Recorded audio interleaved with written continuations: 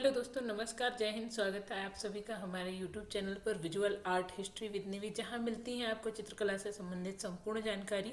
आज की वीडियो में सिंधु घाटी सभ्यता की महत्वपूर्ण विशेषताएं तथा उससे प्राप्त मोहरों के विषय में आज मैं विस्तृत जानकारी आपको दूंगी। इससे पहले प्रागैतिहासिक काल से लेकर वैदिक काल, ताम्र पाषाण काल और सिंधु सभ्यता के संपूर्ण स्थलों से क्या क्या प्राप्त हुआ, किसने उत्खनन करवाया, ये सारी जानकारी आपको मैंने पिछली वीडियोस में दी हुई है। अगर आपने मेरी पिछली वीडियो नहीं देखी है तो चैनल पर जरूर विजिट करके देखिए ताकि आपको पूरी जानकारी विस्तृत मिल सके। चलिए आज की जो वीडियो है हम शुरू करते हैं। तो सबसे पहले हम बात करेंगे सिंधु सभ्यता से प्राप्त मोहरों के बारे में।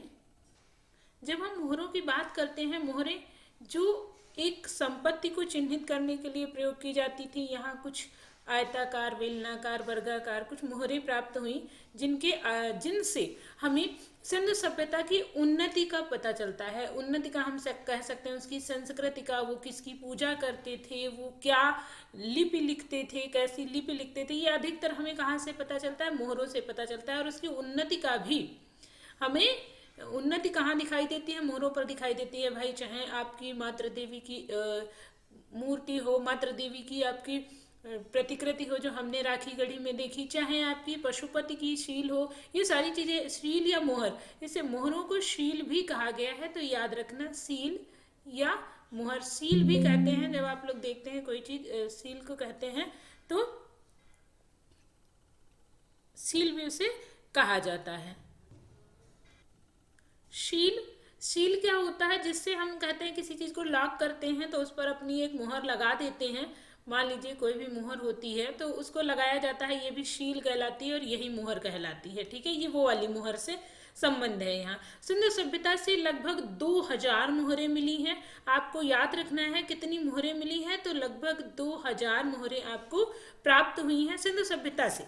ठीक है, संपूर्ण मोहरों की बात करें तो इनका आकार जो है आयताकार, वर्गाकार, आयताकार और वर्गाकार, साथ में बेलनाकार है। मेनली जो है यहाँ की मोहरें वर्गाकार हैं, कुछ मोहरें आयताकार हैं। बेलनाकार मोहरें ये जो बाहर से हमारे यहाँ व्यापारी आए, सिंधु सभ्यता में व्यापार करने वाले, उनके द्वारा छोड़ी गई या वहाँ से आई हुई मोहरें हैं जो बेलनाकार मोहरें हैं। इसके अलावा वृत्ताकार भी मोहरें एक आधी मिली हुई हैं। तो अन्य आकृतियां भी हैं लेकिन मुख्यतः वर्गाकार हैं, नंबर 2 आयताकार हैं और बेलनाकार। 3 तरीके की मोहरें मुख्यतः मिलती हैं। इसके अलावा भी अन्य आकारों की मोहरें यहाँ पर मिली हैं। जब हम बात करें सिंधु सभ्यता की मोहरें बनी हुई किसकी थी, तो आप लोगों को पता होगा कि सबसे ज्यादा प्रयोग हुआ है सिंधु सभ्यता में टेराकोटा का। किसका हुआ है? तो टेराकोटा का है।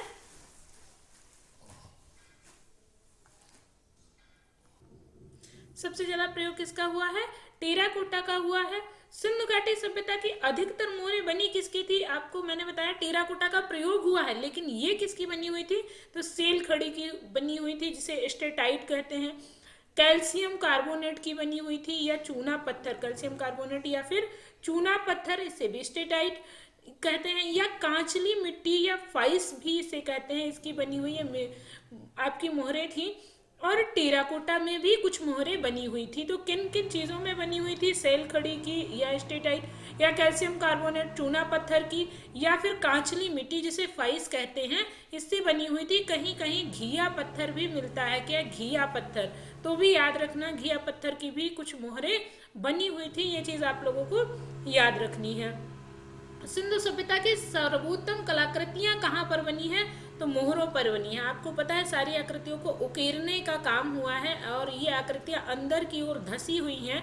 ठीक है, तो इनमें क्या होता था, जैसे कोई आकृति बनी अंदर की ओर धसी हुई है तो यहाँ पर जब आप रंग भरेंगे या कुछ भरेंगे और जब छापेंगे तो वो छप जाएगी।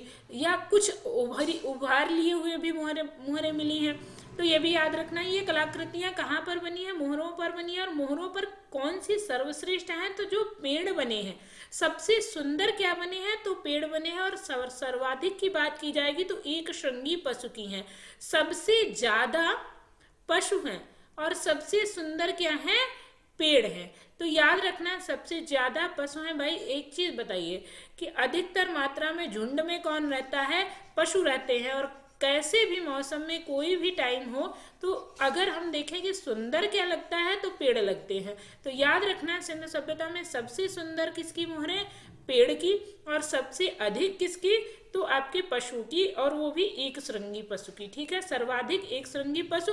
और सबसे सुंदर या सर्वोत्तम कलाकृतियां वृक्ष हैं जो कि मोहरों पर बने हैं। सिंधु सभ्यता से अभी ऊपर मैंने मेंशन किया, ऊपर बताया, सिंधु सभ्यता से लगभग 2000 मोहरें मिली, जिनमें से 1200 मोहरें, लगभग 1200 मोहरें मोहनजोदड़ो से प्राप्त होती हैं। मान लो 2000 में 800 इधर उधर और 1200 मोहनजोदड़ो, तो सर्वाधिक मोहरें हमें यहीं से मिली हैं। अभी मैंने कल बताया था, एक सिनौली स्थान पड़ता है जहां से आपको 125 मोहरें हाल ही में मिली हैं। 125 कब्रें मिली हैं, सॉरी मोहरें नहीं, 125 कब्रें कहाँ से मिली हैं? आपके सिनौली से। बाकी अन्य स्थानों से लगभग 800 मोहरें अन्य स्थानों में बट जाती हैं, और 1200 मोहरें केवल आपके मोहनजोदड़ो से प्राप्त होती। अब इतनी देर से मोहरों के विषय में हमने जान लिया, कैसी थी, वर्गाकार थी, कुछ बेलनाकार थी, कुछ आयताकार थी, कहाँ कहाँ से प्राप्त हुई, उन पर क्या बना था। तो पशुपति ज्यादातर बने हुए थे, और सर्वाधिक एक श्रृंगी बैल बना हुआ था, और सबसे सुंदर वृक्ष थे। अब यहाँ पर हम देखते हैं मोहरों का आकार का क्या था। तो अगर वर्गाकार मोहरों की बात करेंगे, वर्गाकार होती है एक बराबर जिसकी चारों भुजाएं हो, तो 2.5 बाई 2.5 cm की, मतलब सेंटीमीटर की बनी थी, या 2 गुणे 2 इंच की थी। ठीक है, चाहे 2 बाई 2 इंच की मान लीजिए, और चाहे 2.5 बाई 2.5 cm की थी। ठीक है, ये चीज आपको याद रखनी है। आयताकार मोहरों में जब हम बात करेंगे तो 2.5 बाई 3.5 cm, मतलब लंबाई या चौड़ाई एक चीज 2.5 cm और एक 3.5 cm। ठीक है, तो ये आपको याद रखनी है अगर आयताकार में आए तो। ठीक है, वृत्ताकार का कोई आधार या माप ऐसे होती नहीं है मेनली, तो इसमें आपको ध्यान नहीं देना है, इनमें आपको ध्यान देना है। मोहरों का प्रयोग क्यों किया जाता था? कई बार क्वेश्चन आ चुका है, सिंधुवासी मोहरों का प्रयोग क्यों करते थे? तो आप सभी को पता है कि अपनी संपत्ति को चिन्हित करने के लिए करते थे। आज भी किसी भी कंपनी का सामान आप खरीदो, उस पर उसका लोगो होता है। क्या होता है? लोगो होता है, और एक कहते हैं ट्रेडमार्क या उसकी मुहर होती है, जैसे भारत सरकार की या उत्तर प्रदेश सरकार की कुछ ऐसे मुहर बनी हुई होती है जो कि हमारे सारे सरकारी चीजों पर लगाई जाती है। आप देख लीजिए, ऐसे कुछ मोहरें बनी होती हैं। क्या है? ये संपत्ति को चिन्हित करती हैं कि हाँ ये इस कंपनी से संबंधित है या ये इस व्यक्ति की चीज है, तो वो मोहर लगाई जाती है। तो ये मोहरें व्यापार के लिए नहीं थी, क्योंकि सिंधु सभ्यता में मुद्रा विनिमय नहीं था। याद रखिएगा, मुद्रा विनिमय नहीं था, तो कैसे सामान लेते थे? मान लीजिए उन्होंने कहा कि आप मुझे 1 किलो गेहूं दे दीजिए, मैं आपको 2 किलो चना दे देती हूँ। तो ये आपको याद रखना है। क्या कहा कि 1 किलो गेहूं दे दीजिए, मैं आपको 1 किलो चना दे देता हूं। ऐसे वस्तु विनिमय चलता था, मुद्रा विनिमय नहीं। मुद्रा विनिमय मतलब जो आज के समय में पैसे दिए जाते हैं। क्या लिख रही हूं मैं? तो ये चीज आपको याद रखना है। ठीक है, तो मुद्रा विनिमय यहाँ पर प्रचलित नहीं था, मुद्रा विनिमय नहीं था, और वस्तु विनिमय यहाँ पर था। ठीक है, ये चीज आपको ध्यान रखनी है।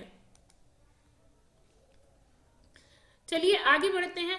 हिंदू धर्म के पशुपति शिव का रूप हमें मोहरों पर मिलता है। आपने देखा एक बहुत बड़ी पशुपति सील मिली है, बहुत बड़ी नहीं कह सकते, बहुत विख्यात पशुपति सील मिली है, जो अक्सर पेपरों में पूछी जाती है, जिसमें बीच में पशुपति बने हैं, दाहिनी ओर चीता तथा आपका हाथी बना हुआ है, बाईं ओर आपका गैंडा तथा भैंसा, और नीचे हिरन बना हुआ है, और एक कोना उसका टूटा हुआ है। तो हम यहाँ से क्या पता चला कि एक पशुपति शिव की मूर्ति या शिव का अंकन होता था। लेकिन सिंधुवासी मंदिरों से अनजान थे, या मंदिरों का निर्माण सिंधु सभ्यता में कहीं नहीं मिलता, मंदिर नहीं है सिंधु सभ्यता में। ठीक है, तो ये भी आपको याद रखना है।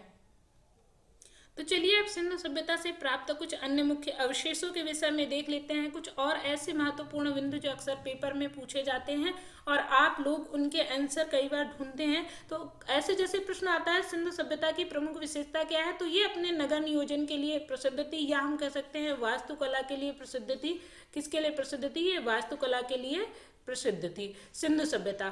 ये इसका नगर विन्यास किस पद्धति पे हुआ था, तो इससे पहले की वीडियोस में मैंने बताया ग्रिड पद्धति पे हुआ था, मतलब समान समकोणों पर काटती हुई सड़कें, समकोणों पर बने हुए मकान। तो इस तरीके से ग्रिड पद्धति पर सिंधु सभ्यता का निर्माण हुआ था, या इसका नगर नियोजन कैसे है, नगर विन्यास कैसा है, ग्रिड पद्धति पर बना हुआ है। और सिंधु सभ्यता त्रिकोणीय सभ्यता है, जो कि कुछ इस तरीके से बसी हुई सभ्यता है। हड़प्पा सभ्यता के केंद्रीय नगरों की अगर हम बात करें, केंद्र में जो हमारे मुख्य नगर हैं, जो हम कह सकते हैं टॉप नगर हैं, तो वो कौन कौन से हैं? 1 हड़प्पा है, नंबर 1 हड़प्पा, 2 मोहनजोदड़ो और 3 धौलावीरा। ये केंद्रीय नगर हैं। सिंधु सभ्यता के केंद्रीय नगर कभी आपसे प्रश्न पूछ लिया जाए तो नंबर 1 हड़प्पा, नंबर 2 मोहनजोदड़ो और नंबर 3 धौलावीरा हो जाएंगे। हड़प्पा सभ्यता के प्रमुख 6 नगरों की बात करें, जो सबसे ज्यादा जिनमें साक्ष्य मिले हैं, जो इसका हम कह सकते हैं आधार हैं, और जिनके आधार पर पूरी सभ्यता को सिंधु सभ्यता या हड़प्पा सभ्यता नाम दिया गया है। तो जब हम इसकी बात करेंगे तो सबसे पहले आता है मोहनजोदड़ो। क्या होगा? सबसे पहले मोहनजोदड़ो आपका हो जाएगा। फिर हड़प्पा क्या होगा? हड़प्पा हो जाएगा। उसके बाद लोथल,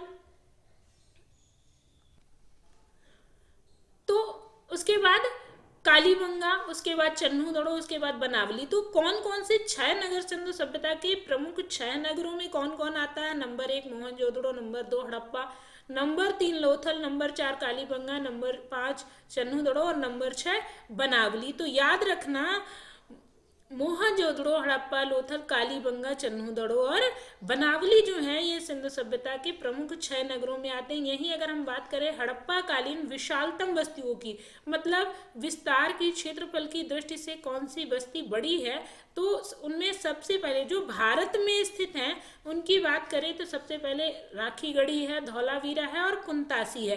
पहले धौलावीरा को सबसे बड़ी माना जाता था बस्ती, तो कई बार धौलावीरा सही कराया गया, लेकिन हाल ही में 1-2 एग्जाम में राखीगढ़ी को सही करवाया गया है, तो यहाँ पर आपको ध्यान रखना है। हड़प्पा कालीन एक स्थल है मांडा, जो कहाँ पड़ता है? पीर पंजाल श्रेणी में पड़ता है। पीर पंजाल एक पर्वत श्रेणी है, याद रखना। कहाँ भाई पर्वत क्यों मैंने कहा? क्योंकि ये जम्मू में स्थित है। नदी कौन सी है? चिनाब नदी है। चिनाब नदी के किनारे पीर पंजाल श्रेणी में जम्मू प्रदेश में स्थित है। वैसे जम्मू एक केंद्र शासित उसमें आता था। सिंधु सभ्यता का प्राचीन नाम क्या है? तो सिंधु सभ्यता का प्राचीन नाम मेलुहा था, क्योंकि उस समय जब मेसोपोटामिया और अन्य सभ्यताएं थी तो उस समय इसको मेलुहा कहा जाता था। क्या कहा जाता था?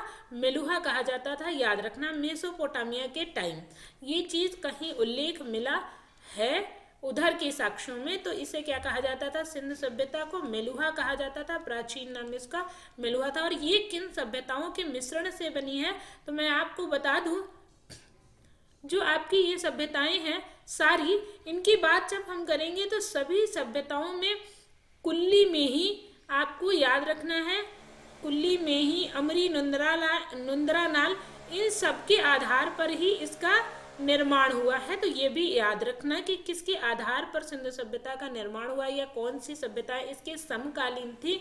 तो आमरी, नुंदरानाल, ठीक है, कुल्ली में ही ये सारी सभ्यताएं भी इसी टाइम पर चल रही थी। इनका प्रभाव कहीं कहीं दिखाई देता है, ये चीज आपको याद रखनी। अब जैसे मान लीजिए इस समय हमारा महानगर मुंबई, ठीक है, महानगर मुंबई, एक मिनट,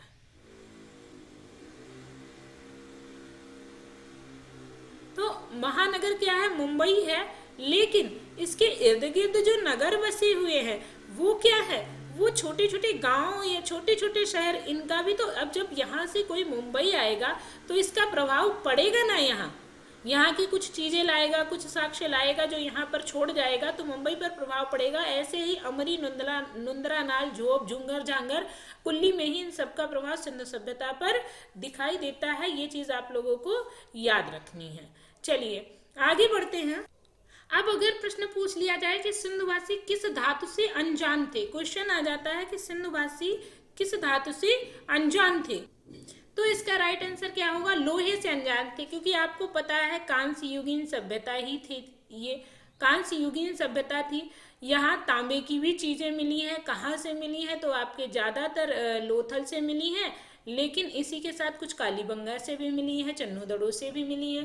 तो तांबे से भी ये परिचित थे, सोने से भी परिचित थे, क्योंकि सोना परखने की कसौटी आपको मिली है बनावली से, ठीक है। तो ये सोने से भी परिचित थे, तांबा सोना इन सबसे परिचित थे। एक ही धातु थी जो लोहा था, लोहे से ये परिचित नहीं थे, क्योंकि लोहा जो था ये वैदिक काल में आता है और इसे आर्यों की देन माना जाता है। और उस टाइम पीरियड में सोने से, जैसे मान लीजिए इतना सोना तो इतना लोहा, सोने से कीमती लोहा था, लेकिन आज टाइम बदल गया, अब लोहा इतना और सोना इतना भी नहीं। तो इस तरीके से आप समझ सकते हैं कि धातु से अनजान थे तो लोहे से अनजान थे। सिंधु सभ्यता की प्रमुख फसलें कौन कौन सी थी, तो याद रखना गेहूं और जौ उगाते थे। हाँ, चावल के साक्ष्य मिले हैं, कहाँ से मिले हैं, लोथल से मिले हैं, सबसे पहले चावल के साक्ष्य मिले, लेकिन यह अपवाद स्वरूप माने जाते हैं, क्योंकि लोथल था एक बंदरगाह, यहाँ पर मैंने बताया था व्यापारियों का आवागमन रहता था, तो ऐसा माना जाता कहीं से भी आ सकते, तो लोथल से चावल के साक्ष्य मिले, लेकिन इसकी मेन फसलें जो थी गेहूं और जौ थे। सिंधु सभ्यता के लोग जो है पशुओं में घोड़े से अनजान थे। अब कहोगे मैम घोड़े से कैसे अनजान थे, सुरकोटदा से अस्थियां मिली, लोथल से अस्थियां मिली, तो ये चीज याद रखिए कि जरूर अस्थियां मिली हैं, लेकिन अगर हम देखें पहले जब इसकी खोज हुई, जब इसका उत्खनन हुआ, तो क्योंकि उससे पहले उस टाइम तक सिंधु सभ्यता में घोड़े के साक्ष्य मिले नहीं थे, तो विद्वानों ने कह दिया कि सिंधुवासी जो है घोड़े पशु से अनजान थे। तो पेपर में आ जाए तो इसे ही लगाना है आपको, ठीक है। सिंधुवासी शतरंज का खेल खेलते थे, आप सभी को पता है, मोहनजोदड़ो में पासे मिलते हैं और लोथल में शतरंज बोर्ड मिलता है। तो भाई लोथल में जब शतरंज बोर्ड मिला, जिससे क्या पता चला, ये सब किससे शतरंज खेलते थे, इनको पसंद था। सिंधु सभ्यता के आलेखनों की चित्रकारी जो है आदिम शैली में हुई है। आदिम मतलब ज्यादातर आपकी प्रागैतिहासिक काल टाइप की शैली में इसका चित्रण हुआ है। कुछ छोटे छोटे मनुष्यों को बनाया गया है, ये भी आपको ध्यान रखना है। जैसे मान लीजिए ऐसे जो आपकी चित्रकला बनती थी, उसका प्रयोग सिंधु सभ्यता में किया गया है। सिंधु सभ्यता में पूर्ण प्रमाणित नगरों की बात करें, अब यहाँ देखिएगा मैंने कहा था 6 वहाँ के मुख्य नगर थे, प्रमुख नगर थे। परिपक्व नगरों की बात करें या प्रमाणित नगरों की बात करें तो हड़प्पा तथा मोहनजोदड़ो पूर्ण प्रमाणित नगर हैं, जिनमें सारी सुविधाएं हैं।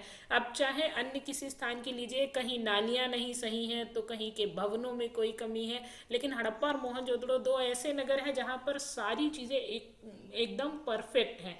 स्वतंत्रता के पश्चात सर्वाधिक स्थल कहाँ मिले हैं, तो आपको याद रखना है कि भारत में कहाँ पर, गुजरात में। गुजरात कहाँ, भारत में, मतलब भारत भाई बड़ा स्थान है, तो भारत में, हमारा देश बड़ा है, भारत में सबसे ज्यादा स्वतंत्रता के पश्चात स्थल मिले, और कहाँ मिले, तो गुजरात में मिले, ये आपको ध्यान रखना है। जी हाँ, तो कुछ इतनी थी आज की हमारी जानकारी, और यही आपको आज की वीडियो में मुझे बताना था। ये जानकारी आपको कैसी लगी, वीडियो अच्छी लगी है तो आप चैनल को सब्सक्राइब करें, वीडियो को ज़्यादा से ज़्यादा शेयर करें, ताकि सब लोगों को ये जानकारी उपलब्ध हो सके, औरों का लाभ भी हो सके। अगर वीडियो अच्छी लगी है तो कमेंट करें, चैनल को सब्सक्राइब करें, वीडियो को लाइक करें। वीडियो देखने के लिए बहुत बहुत धन्यवाद। Thanks for watching.